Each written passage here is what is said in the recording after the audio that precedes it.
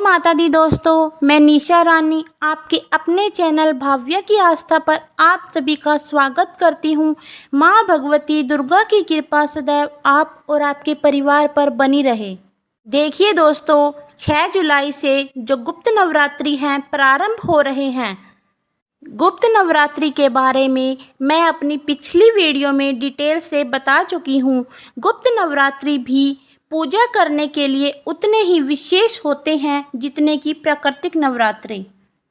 अगर आपको लगता है कि किसी ने हमारे घर में जादू टोना करवा रखा है, या हमारे घर में किसी की बुरी दृष्टि पड़ गई है, या हमारे बच्चों पर किसी की नज़र लग गई है, या कुछ जादू टोना करवा रखा है, इस प्रकार की कोई भी परेशानी अगर आपको है तो ये वीडियो आपके लिए है। गुप्त नवरात्रि में आप चाहे पूजा करें या ना करें, मैं कुछ चीज़ें आपको बता रही हूँ, ये आपको अवश्य करनी है। उससे पहले दोस्तों, अगर आपको मेरा वीडियो पसंद आता है तो हमारे चैनल भाव्या की आस्था को सब्सक्राइब कर लीजिए, बेल आइकन को प्रेस कर दीजिए, जिससे कि मेरे आने वाली वीडियो की नई नोटिफिकेशन आप सभी के पास सबसे पहले पहुंच सके। चलिए वीडियो को शुरू करते हैं और वो कुछ उपाय जान लेते हैं। जो पहला नवरात्रि का दिन होगा, माता रानी को आप घी का भोग अवश्य लगाएं। मैं ये नहीं कह रही कि आप व्रत रखें, चौकी लगाएं या कुछ और करें।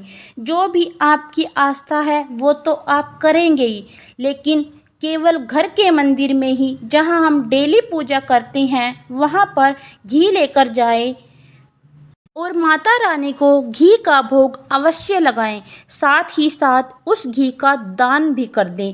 चाहे वह 1 कटोरी घी है, चाहे 1 चम्मच घी है, चाहे 2 चम्मच घी है, जितनी आपकी सामर्थ्य है आप ले सकते हैं। और दोस्तों, घी का दान करने से आपको शारीरिक रोगों से मुक्ति मिलती है, काया निरोगी होती है। अगर आपको कोई रोग है तो उससे भी आपको मुक्ति मिल जाती है। और जो दूसरा गुप्त नवरात्रा है, माता रानी को शक्कर का भोग अर्थात चीनी का भोग लगा सकते हैं और उसका भी दान करना होता है। बस 1 दीप जलाकर मंदिर में शक्कर का भोग लगाना है, इससे आपको दीर्घायु प्राप्त होती है। और जो तीसरा गुप्त नवरात्रा है, उस दिन आपको माता रानी को दूध चढ़ाइए। कच्चा दूध चढ़ाना होता है, शास्त्रों में कच्चा दूध चढ़ाने का विधान है।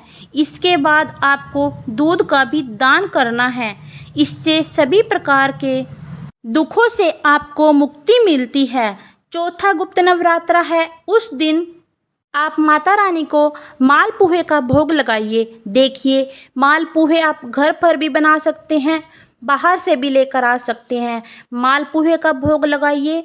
मालपुए का भोग लगाने से सर्व बाधा दूर हो जाती है। अगर किसी भी प्रकार की बाधा आ रही है तो उससे आपको मुक्ति मिल जाती है। उसके बाद आ जाता है 5वां गुप्त नवरात्रा।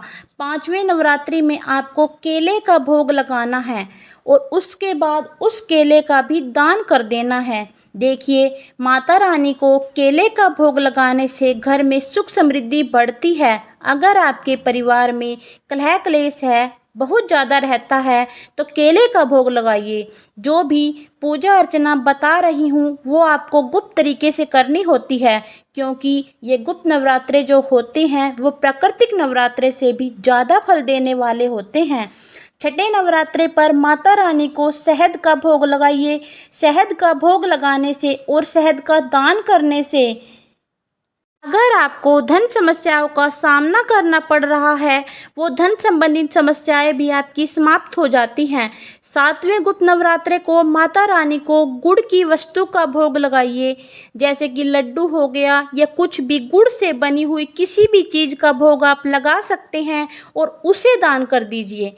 इससे आपकी गरीबी दूर होगी, माँ लक्ष्मी की कृपा सदैव आपको प्राप्त होगी। 8वें नवरात्रे पर माता रानी को नारियल का भोग लगाया जाता है। इस नारियल को भी दान कर दिया जाता है, इससे परिवार में सुख समृद्धि आती है। अब लास्ट नवरात्रा यानी 9वें नवरात्रे पर माता रानी को विभिन्न प्रकार के अनाजों का भोग लगाइए और उसको दान करना है। मतलब सप्तदल आपको लेना है, 7 प्रकार के अनाज, इनको लेकर दान करना है। इससे जीवन में हर प्रकार की जो सुख समृद्धि है वो तो आती ही है। देखिए, गुप्त नवरात्रे जो हैं ज़्यादातर लोग मानते नहीं हैं, लेकिन थोड़ा सा मानना चाहिए, क्योंकि यह टोने टोटके या घबराहट होना या घर में झगड़े होना, गुप्त नवरात्रे इसमें बहुत ज़्यादा कारगर होते हैं। और साथ में अगर छोटे छोटे उपाय कर लिए जाएं, बहुत ज़्यादा फायदा होता है। देखिए दोस्तों, मैं बहुत ज़्यादा बड़े बड़े उपाय नहीं बता रही, लेकिन ये छोटे छोटे उपाय करने से आप अपने भविष्य को सुधार सकते हैं और माता रानी की कृपा पा सकते हैं। गुप्त नवरात्रे आने ही वाले हैं, क्योंकि 6 जुलाई से प्रारंभ होकर 15 तारीख तक रहेंगे।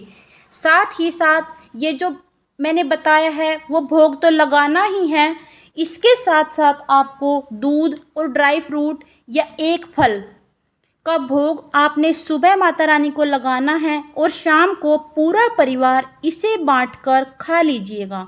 देखिए, गुप्त नवरात्रे में जो पूजा अर्चना करनी होती है वो गुप्त तरीके से करनी होती है। आप इन दिनों में सिद्ध कुंजी स्तोत्र का भी पाठ कर सकते हैं, 10 नाम रोजाना जप कर सकते हैं।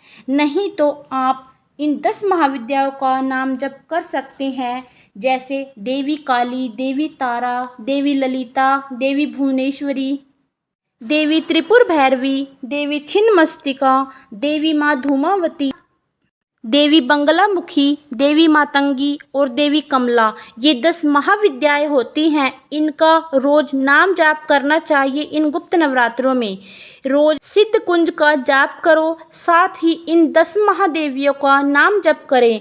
देखिए दोस्तों, आप इनमें से कुछ उपाय भी कर सकते हैं, सारे उपाय भी कर सकते हैं। भले ही आप जौ ना बो, नारियल ना रखो, व्रत ना करो, लेकिन इन गुप्त नवरात्रों में घर में आपको कंचक बुलाकर उनको खाना अवश्य खिलाना है। लेकिन दुर्गा सप्तशती का पाठ आप अवश्य पढ़ें, क्योंकि थोड़ा बहुत तो आपको करना ही चाहिए। इसके बाद मंदिर की पूजा की बात करते हैं। आप रोजाना माता रानी के सामने घी का दीप जरूर जलाएं, अखंड ज्योत भी जला सकती हैं, ये आपके ऊपर निर्भर करता है। लाल पुष्प माता रानी को चढ़ाएं, माता रानी से प्रार्थना करें कि आपको डर है, चिंता है, शत्रु है या अनजाने संकट से बचने की आप प्रार्थना करें। जो भी आपके मन में कामना है जरूर करें। देखिए, इस बार आप लोग पूजा आराधना के साथ साथ जो ये 9 दिन हैं उसमें पक्षियों को, गाय को काले भीगे चने जरूर खिलाएं। इससे बहुत ही ज़्यादा फल की प्राप्ति होगी। दोस्तों, ये थी गुप्त नवरात्रों के बारे में छोटे छोटे उपायों की संपूर्ण जानकारी। फिर मिलेंगे एक नई वीडियो के साथ, तब तक के लिए नमस्कार, जय माता दी।